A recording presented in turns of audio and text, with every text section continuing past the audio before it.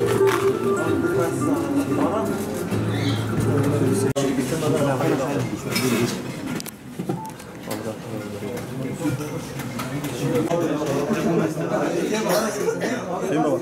var mı?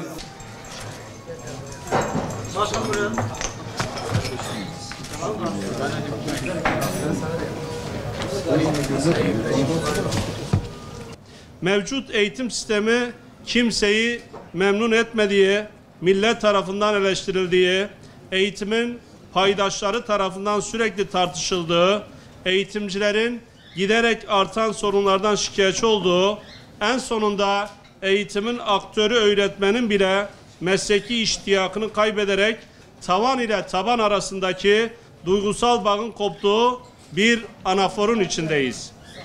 Türkiye'nin en büyük, en kalabalık öğrenci nüfusuna sahip kentlerinden biri olan Şanlıurfa'nın öğretmen açığı sorunu bir türlü çözüme kavuşturulamamıştır.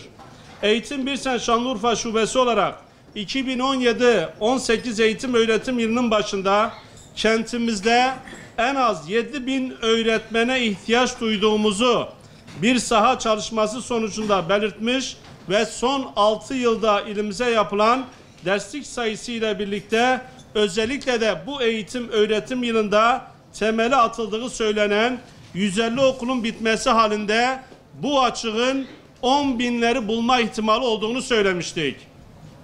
Şanlıurfa İl Milli Eğitim Müdürlüğü sebebini hala çözemediğimiz bir tavırla öğretmen açığımızın 3.500 olduğunu basınla paylaşmıştı.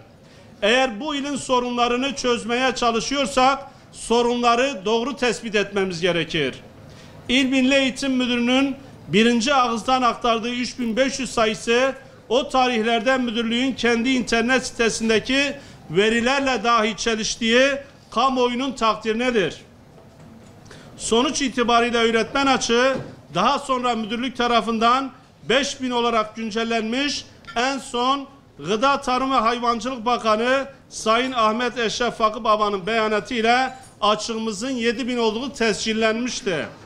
İl dışına gidilecek öğretmen atamaları sonuçlarının bugün akşam açıklandı zaten, dikkate alındığında bu sayının artacağı da malumdur.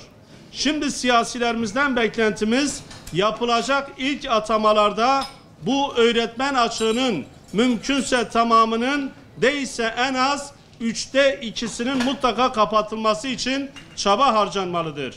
Son dönemlerde eğitimcilere yönelik iftira, hakaret ve şiddet olaylarının ciddi bir şekilde arttığını görmekteyiz.